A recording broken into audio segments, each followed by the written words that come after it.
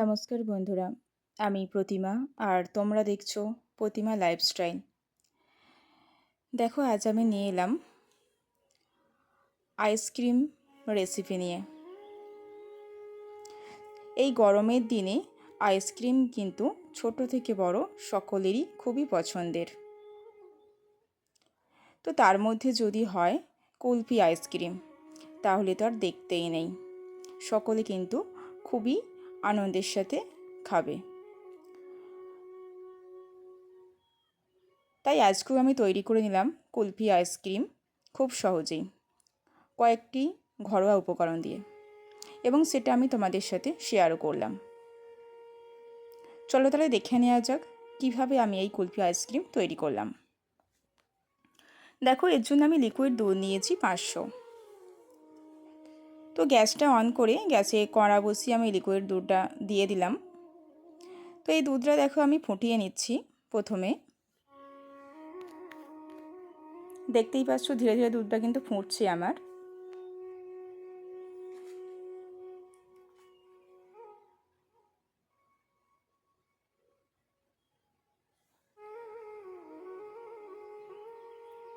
দেখো, দুধটা আমার ফুটে গিয়েছে।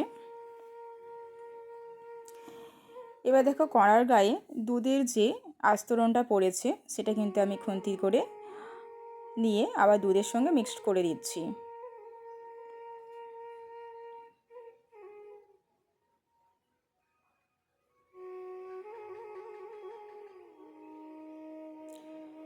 তো এই দুধটা কিন্তু আমি জাল দিয়ে একেবারে অর্ধেক করে নেব।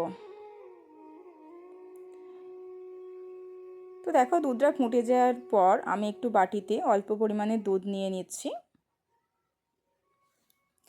তো এবার এই দুধটার মধ্যে আমি দিয়ে দিলাম কর্নফ্লাওয়ার, 2 চামচ দিলাম। এবার ভালো করে গুলে নিচ্ছি।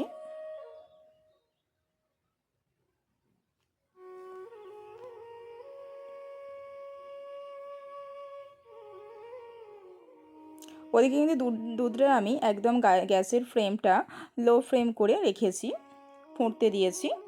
আর অন্যদিকে দেখো, আমি এলাচ নিয়েছি।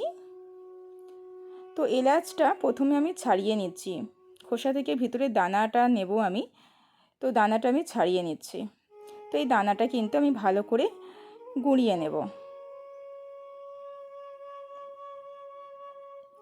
আর এই খোসাগুলো কিন্তু ফেলে দেব না, এটা কিন্তু চায়ের সঙ্গে দিলে একটা সুন্দর গন্ধ আছে, খেতে কিন্তু খুবই ভালো লাগে। তো দেখো, আমি তারপর নিয়েছি আমন্ড বাদাম এবং নিয়েছি পেস্তা বাদাম। তো এই বাদামগুলো কিন্তু আমি ছোট্ট ছোট্ট করে ছুরিতে করে কেটে নিয়েছি। তো অন্যদিকে দেখো, দুধটা আমার অনেকটা পরিমাণেই কমে গিয়েছে, দেখতেই পাচ্ছ তোমরা। তো এইবার আমি দিয়ে দিচ্ছি স্বাদ মতো চিনি। চিনিটা কম বেশি তোমরা তোমাদের স্বাদ মতো করে নিতে পারো, আমি অল্প পরিমাণই দিলাম। এই পরিমাণটা কিন্তু এই দুধের সঙ্গে একবারে সঠিক।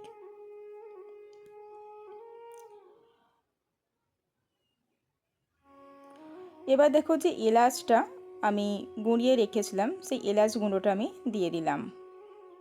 দিয়ে ভালো করে নেড়ে দিচ্ছি, একবারে মিক্সড করে নিচ্ছি দুধের মধ্যে।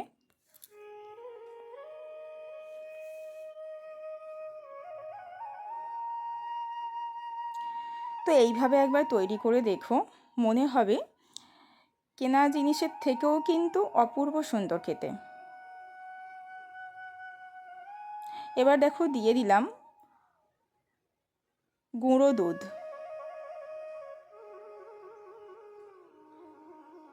গুঁড়ো দুধটা দিয়ে কিন্তু ভালো করে মিক্সড করে নিতে হবে।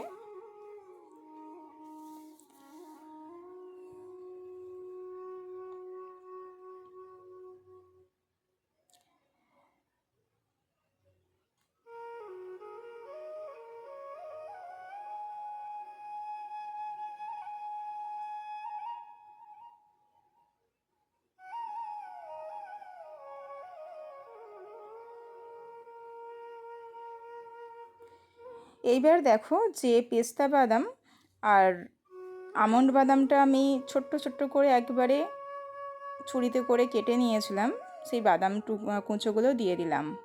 তোমরা কিন্তু এখানে যদি পেস্তা বাদাম না পাও হাতের সামনে, তাহলে কিন্তু কাজু বাদাম দিয়েও করে নিতে পারো। তারপর দেখো আমি যে কর্নফ্লাওয়ারটা দুধের মধ্যে গুলে রেখেছিলাম সেই কর্নফ্লাওয়ারটা দিয়ে দিলাম। অবশ্যই কিন্তু বাদামটা দেওয়ার পর একটু আমি ফুটিয়ে নিয়েছিলাম যাতে বাদামটা নরম হয়ে যায়। তো দেখতে পাচ্ছ কর্নফ্লাওয়ারটা দেওয়ার পরেই কিন্তু দুধটা কিন্তু ঘন হয়ে গিয়েছে। তো এবার নেড়ে চেড়ে একটু জাল দিয়ে নেব।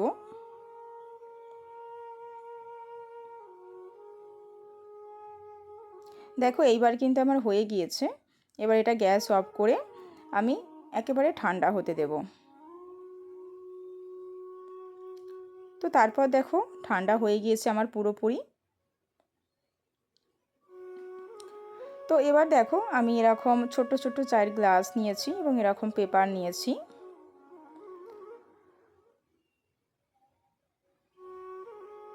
তো তোমাদের কাছে যেটা থাকবে, এর থেকে যদি ছোট কাপ থাকে তোমাদের কাছে সেটাও তোমরা করতে পারো।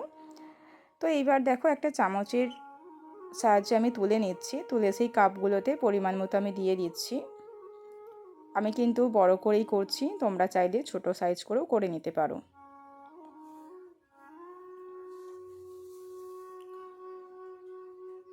অবশ্যই কিন্তু এই কন্ডিশনে একেবারে ঠান্ডা করতে হবে। ঠান্ডা করে তবেই কিন্তু গ্লাসের মধ্যে দিতে হবে।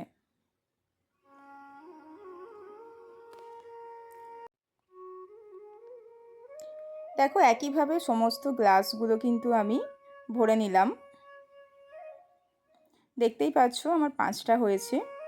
তো এইবার দেখো গ্লাসের মুখে যে পেপারটা আমি সাইজ মতো কেটে রেখেছিলাম সেই পেপারটা একটা করে দিয়ে এবং তাতে কিন্তু একটা গার্ডার আটকে দিচ্ছি।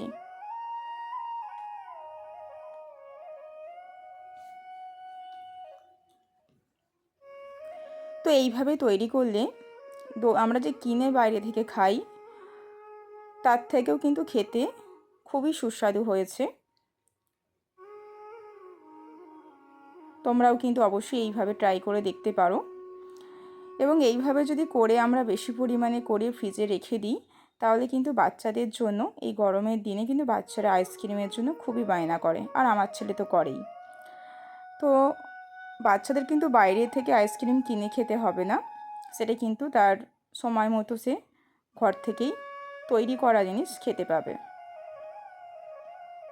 তো সমস্ত জিনিসগুলো দেখতে পাচ্ছ আমি সমস্ত গ্লাসগুলো কিন্তু প্লাস্টিক দিয়ে গার্ডার আটকে দিয়েছি। তো এইবার দেখো একটা ছুরি নিয়েছি, ছুরিতে করে যে গ্লাসের মুখের যে প্লাস্টিকগুলো অল্প পরিমাণে একটু কেটে দিচ্ছি। অবশ্যই এই জায়গায় কিন্তু সাবধানে করতে হবে, নাহলে কিন্তু গ্লাসটা থেকে বেরিয়ে যাওয়ার ভয় থাকে। তো এইবার দেখো আমি একটা করে কাঠি যে প্লাস্টিকগুলো আমি কেটে রাখলাম সেই কাটার মধ্যে দিয়ে দিচ্ছি।